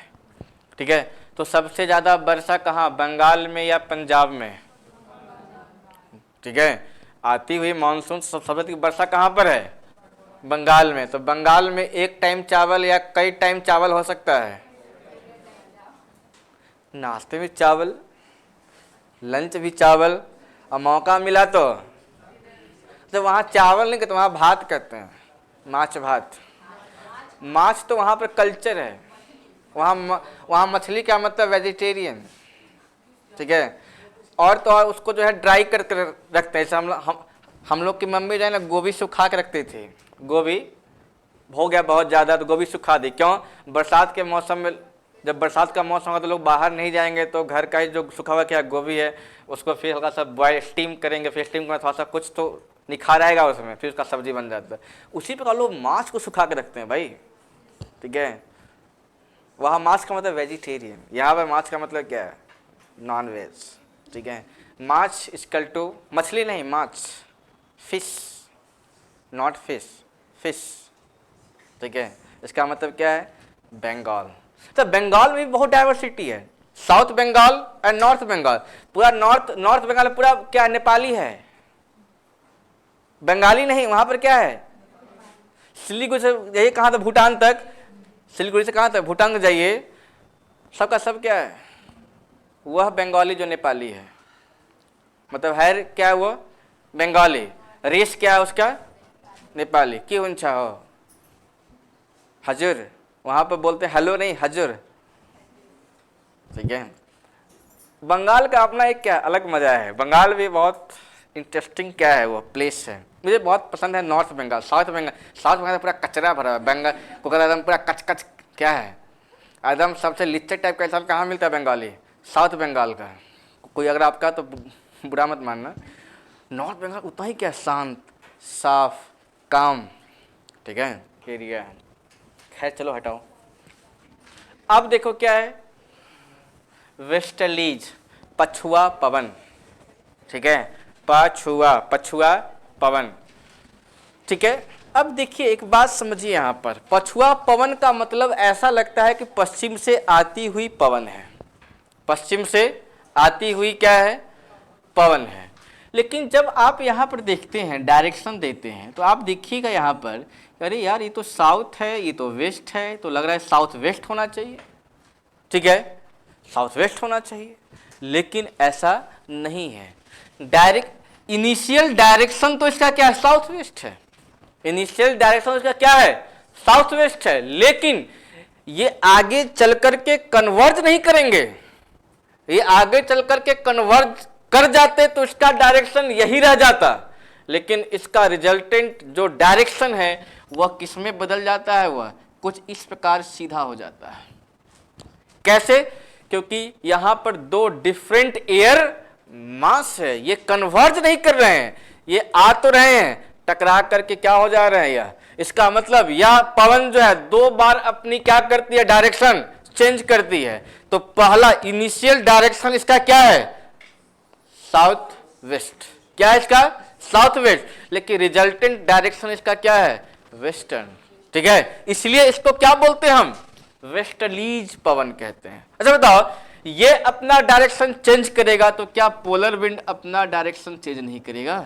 इसका मतलब दोनों एक दूसरे के विपरीत क्या हो जाएगा, वह सीधा चलने लग जाएगा। जब दोनों आया, टकराया, मिला नहीं, क्या हो गया, वह दूर हट गया। इसका मतलब है दो डिफरेंट एयर मास के बीच में क्या हो रहा है, एक स्लोप का निर्माण हो रहा है, एक ढलवा संरचना का क्या हो रहा है, निर्माण। उसी स्लोप को हम क्या बोलते हैं? वाताग्र, फ्रंट। आ रही बात समझ में? फ्रंट का मतलब क्या है? What is front? जब दो डिफरेंट एयर मास आपस में क्या करेंगे? टकराएंगे और दोनों के मध्य किसका निर्माण होगा? स्लोप का निर्माण होगा। तो वो स्लोप ही क्या कहलाएगा? वह वाताग्र कहलाएगा, वाताग्र, फ्रंट कहलाएगा। ठीक है, इसका मतलब है कि दोनों डायरेक्शन को चेंज करेगा तो ये साहब हो जाएगा वेस्टर्न, मतलब वेस्टर्लीज बन जाएगा। ये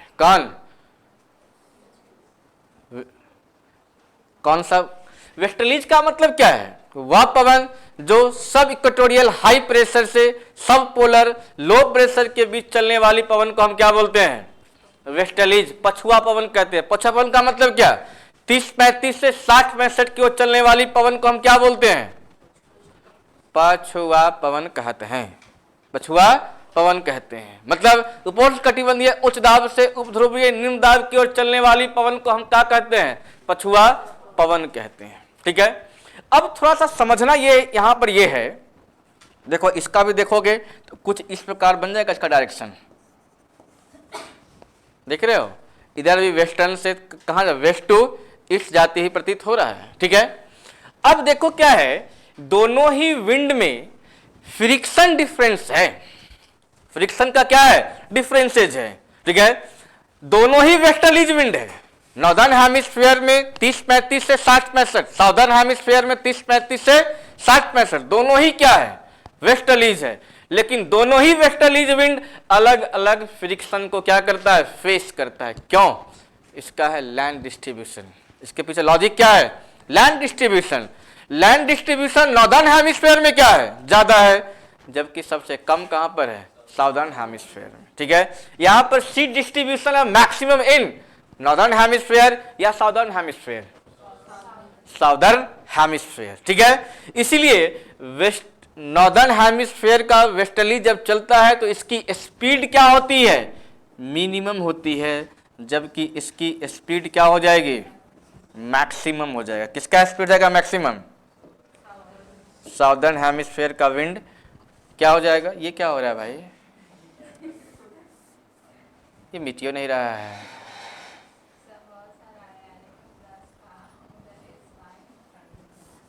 क्या अंडू कर दें? हाँ, वेरी नाइस, थैंक यू। लेकिन अंडू नहीं हो रहा है वो।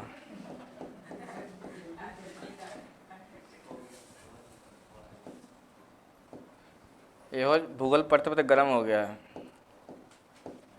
और जल्दी मीट हो गया। हाँ, अब हो गया।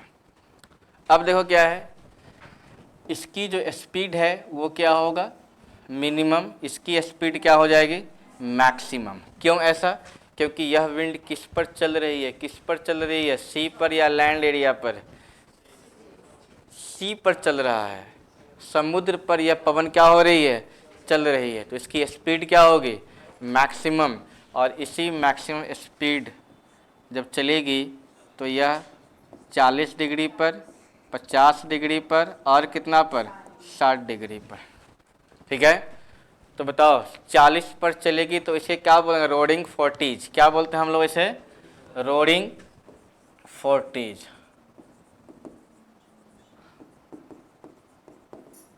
रोडिंग फोर्टीज का मतलब क्या होगा? इसको क्या बोलते हैं हिंदी में?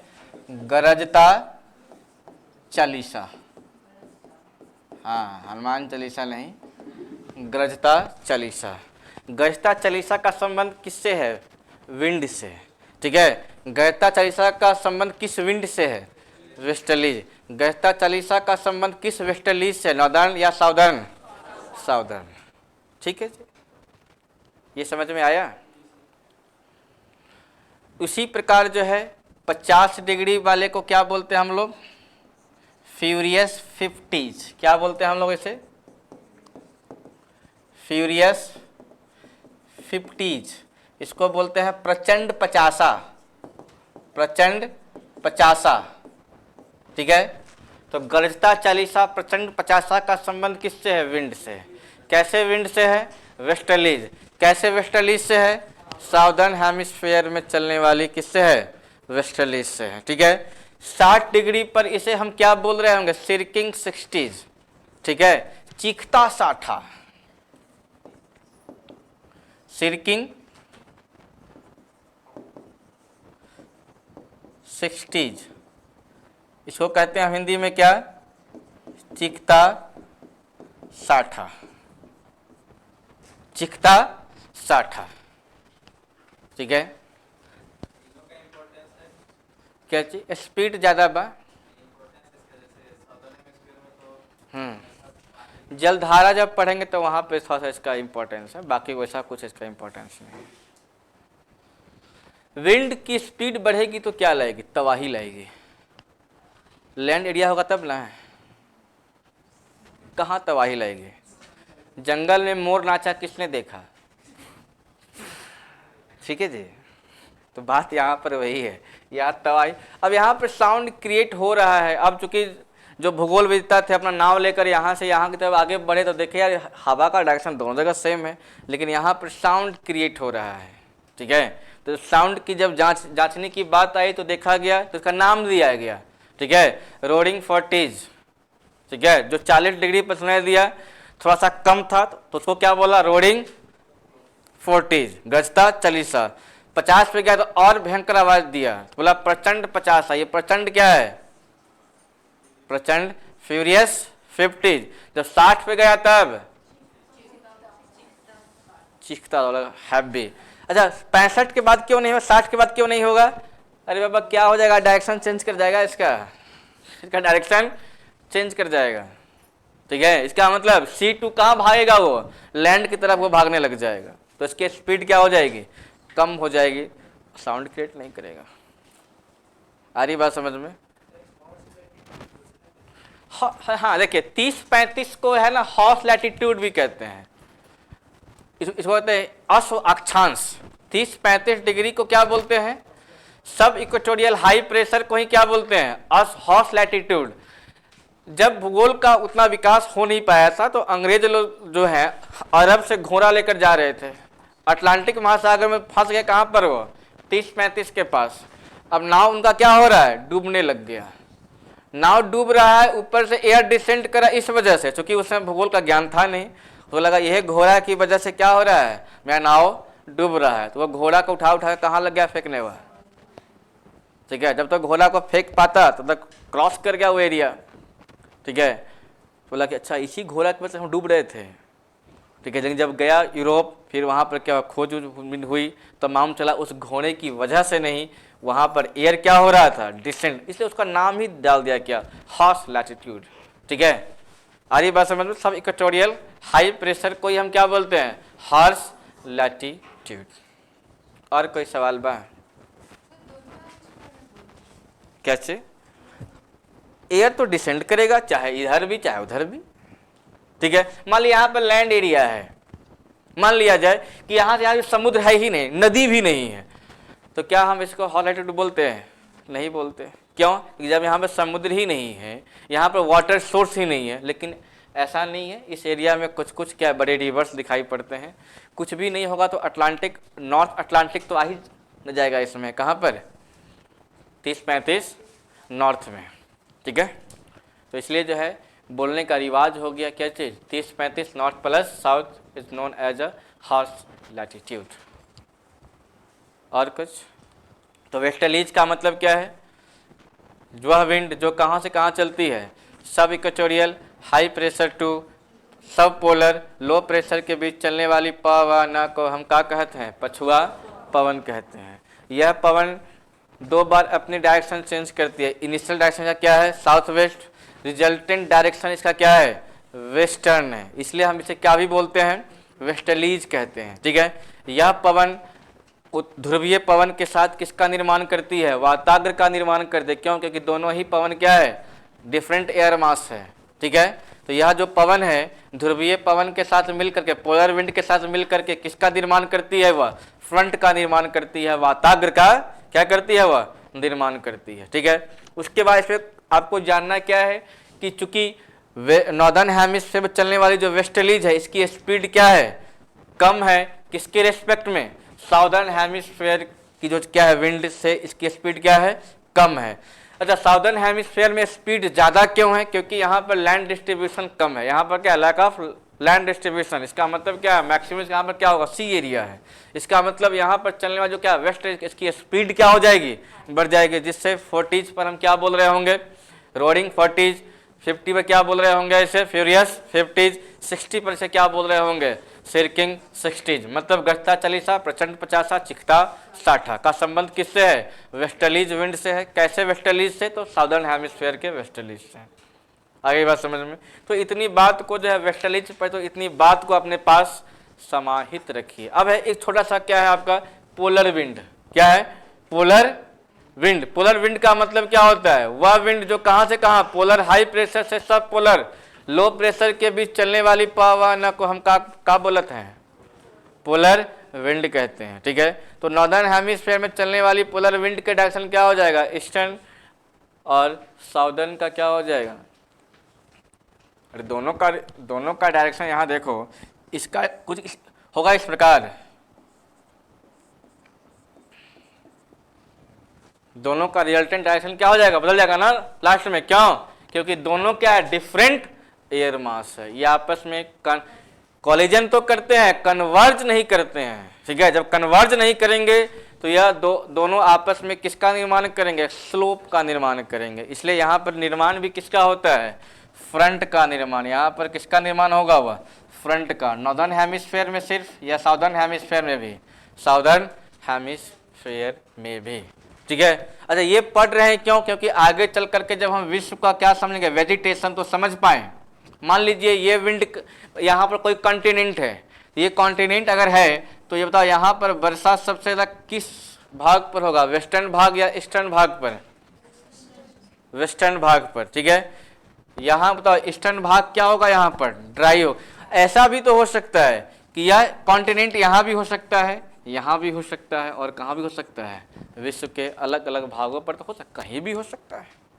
ठीक है, तो आगे फ्यूचर में हमें क्या करना है, क्योंकि पूरे विश्व का क्या पढ़ना है हमें, वनस्पति वर्षण पढ़ना है, मिट्टी पढ़ना है। ठीक है, इसलिए हम क्या करते हैं, यहाँ पर पहले वायुदाब पढ़ते हैं, एयर विंड डिस्ट्रीब्यूशन पढ़ते हैं, तभी तो वही विंड, मान लो ट्रेड विंड, नॉर्दर्न हेमिस्फीयर जो ट्रेड विंड है, यहाँ पर सी एरिया हो ही नहीं, तो नॉर्दर्न हेमिस्फीयर जो ट्रेड विंड है क्या अपने साथ वर्षा करवा पाएगा, नहीं करवा पाएगा।